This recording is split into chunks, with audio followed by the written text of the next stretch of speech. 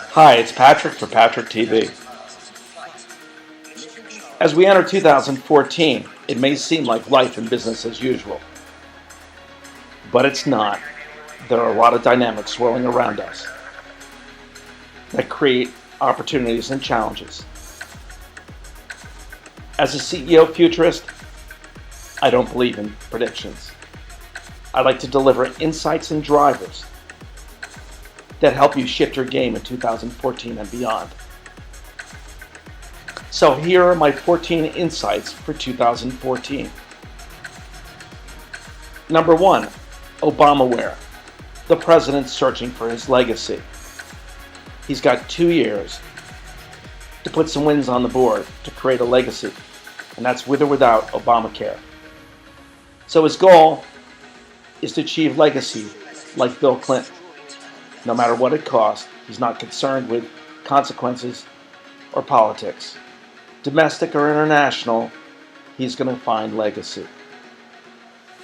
Oh, by the way, Bill Clinton is who he got to deal with to put Hillary into the White House, and her star will be rising. Once again, the president will be focused on legacy, and he doesn't care what it costs, and usually, you know who normally is paying when things happen. Number 2, Mobile 3.0 emerging. New, smarter business solutions. In 2014, the price of smartphones will go down to $100 or less. This will empower the world to all have smartphones. But there's a new generation of technology that's coming. Wearables, chips, and sensors. Google Glass, Samsung, and Sony with their iWatch products.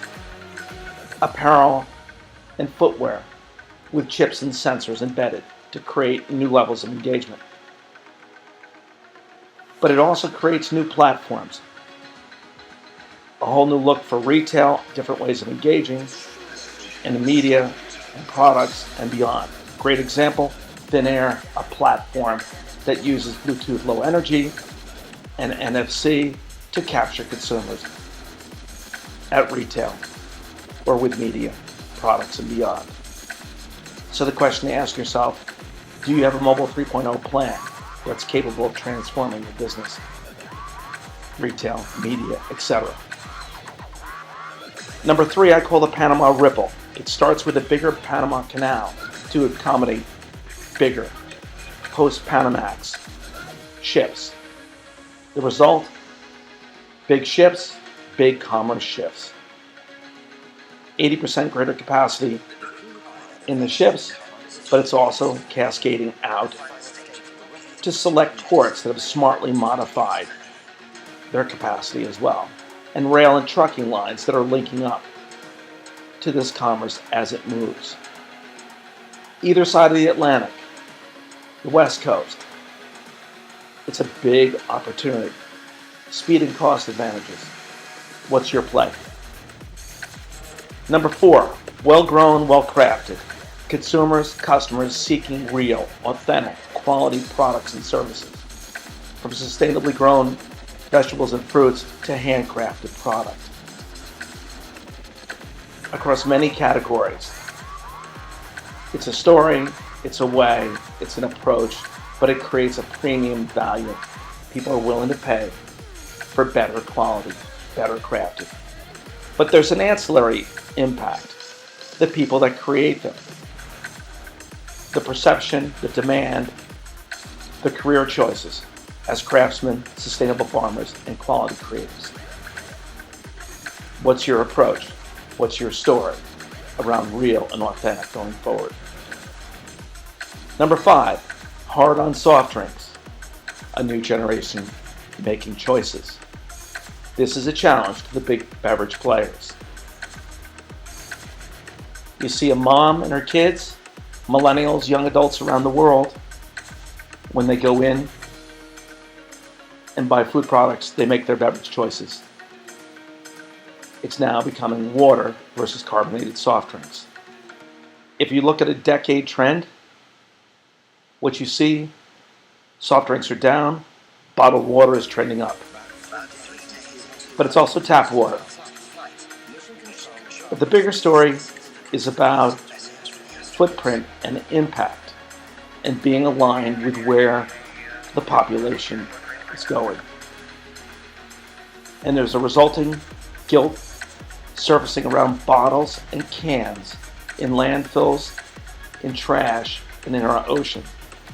University students in the US, in many campuses, have effectively got the universities to eliminate bottles and shift it to tap water and paper-based serving vessels. Number 6, World Cup worldwide. In a few months, 1 billion people will be watching Brazil's World Cup. Half of them will be on their smart devices. This creates a tipping point. The biggest event globally, people watching live, and out of it comes entertainment and sport on the primary device in their lifestyle, their smartphone or their tablet. Then they go on and they share their moments via Snapchat, Instagram, and Facebook. So mobile video, and the primary screen being the smartphone. What's your play in 2014? Number 7, young adults leading the way. For the last year, I've been talking about the importance of this generation. Yes, we've known it for a decade, but now they are sitting right in the command seat. More than half the world's population under age 25. By 2015, 55% will be under 25. They're purchasers, but they're also influencers. Fashion, music, sport, technology. But they also bring with them their parents, who turn to them for input on making these decisions. It's a huge opportunity. Do you have this group in your sights in 2014? Number 8, the Uber effect. This one's about business models being reinvented. Great example, a New York City taxi. A $3,000 car with $1 million medallion sitting on the hood. Outdated, a little bit corrupt, not working the way it should. Handful of millennials look at the opportunity and say, we can create a better mousetrap. So their new model at Uber uses mobile technology and apps, the ability to identify a car that you want, to get confirmation from the driver, to pay for it with your credit card, to split it with a friend, get the receipt on your phone. It's a new business model and it's cascading across the world. More importantly, how many business models are ripe to be reinvented just like Uber? This is an opportunity for you, or it's a threat. Number 9, Innovation 3.0, with mobile as the number one driver. You talk to CEOs and their top 3 priority innovation to unlock growth. So no surprise, there are coaches and resources and processes around innovation. But not everybody gets the fact that in the last 6 years, the number one driver of innovation is mobile. Not in the form of smartphones alone. It's the cloud, it's mobile and social, it's apps, it's games, it's retail mobile, it's e-commerce, and it's e-payments and beyond. So in your innovation effort, you need to build in mobile in totality as a driver. Number 10, Silicon values. An idea and a dream. Millions and millions of people around the world have an idea and a dream. These are the Silicon values. They're empowered with new resources. Accelerators, incubators, summits, even Kickstarter, and new funding resources. But most importantly, it's their dream, and ultimately, it causes them to focus on Silicon Valley. At Disrupt Europe 2013, one leader described it this way: Silicon Valley is where the funding is, it's where the press are, and it's where the guys who will buy you are. So Silicon Valley, emerging startups, how do you harness that energy to your advantage? Partnerships and new tools. Number 11, Facebook and Face Forward. This is about the behemoth with 1 billion people over the last 5 years leading the way.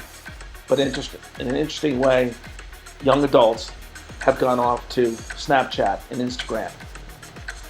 Smartly, Facebook, seeing that trend, bought Instagram and made an offer recently to Snapchat of $3 billion. But the key piece to take away is young adults are driving social. So you want to make sure that we're watching where they're going. That's an opportunity, whether it's B2C or B2C, social is something to build into your arsenal. Number 13, I call this one data gag for the marketer and the consumer. With smartphones, carriers, operating systems like Google and Apple, there's so much data that's being captured as the consumer goes about their life with their smart devices. The good news, it creates data that enriches the user experience and also enables brands and companies to come back down the line and remarket and provide offers and incentives. One friend at Google put it this way: most marketers are not ready. Basic location data is more than enough for many in 2014. So there's a massive fire hose of data coming our way. Are you ready in 2014? At least you should be piloting and exploring. But there's a bigger piece that comes with data, and that's the consumer gig. They listen to the NSA and Snowden and other things, and they get concerned. Then Target has a fiasco this past holiday with credit cards. So there's a backlash coming in 2014. You need to think best practices, partner with companies that respect and support privacy. Number 13, women stepping up. Now big business must. So when you look at women and the job they're doing, they've quietly moved into a strong position. 50% of mid-level managers are female. They show characteristics and capabilities that often excel past men. Yahoo, Facebook, and even General Motors recently have stepped up with senior leaders who are performers who happen to be female. Yet there's a big deficit. 15% of C-level positions are held by women. We need to step up and look at talent, performance, equal pay, and build it into our plan. How is your manpower plan for 2014? Number 14, social innovation entrepreneurship, aka smartly doing good. Bill Clinton and the Clinton Initiative over the last 5 years has supported innovation and new solutions for people around the world that are needy. Good example, 1 laptop per child, catapulting its efforts using mobile technology. This is a $100 Android tablet that brings them new forms of education and connection. The result is transforming lives and communities. What can you do that creates a smart win-win to people around the world while helping to meet your objectives? Now it's your turn to shift your game. Look at these insights. Which ones are right for you to leverage to turbocharge your game in 2014 and beyond? I just want to say thank you. Have a great year. Look for my new book, Steve Jobs and the World of Mobile, Insights for the Future, on Amazon.com. And keep me in mind as a keynote speaker for your next event.